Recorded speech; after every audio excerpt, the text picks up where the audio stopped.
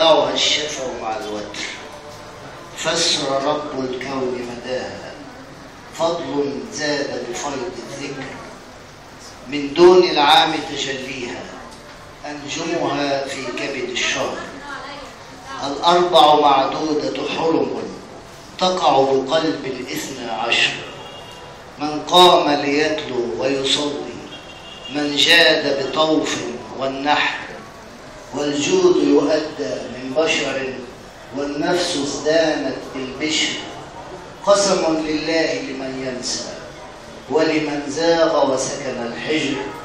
انظر أثر الإرم وعاد، وثمود وعباد الصخر. هل فرعون أفاد عتادا عند الغرق وحين أقر؟ صوت الله أتى مرصادا، فتهاوى صرح بالجذر. تلك السنن هو مجريها، تتوارد بسطور الذكر. قد يبلى الإنسان بلاء فيذوق من الكأس المر. فيقول إلهي أخزاني، إذ منع من الرزق بقدر. ويتيه ويزهو خيلاء، لو فاز بكرم في الظفر. ما نحن وما جيء بعمل، لنعيش فنأمن من مكر. من منا يطعم مسكينا، ويتيما يربط بالشعر. كم فينا لملم بتراث، كم جمع من المال بوزر. وتناسى الله متى يقضي، فيفيق وقد شت الفكر.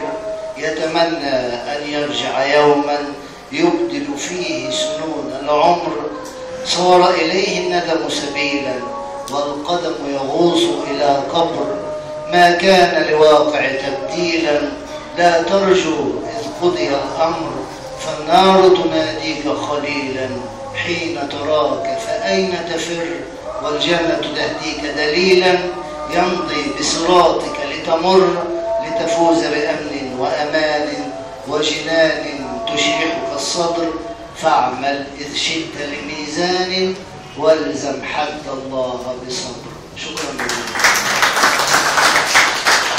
شكرا الأستاذ السيد أحمد إبراهيم. والآن مع الشاعر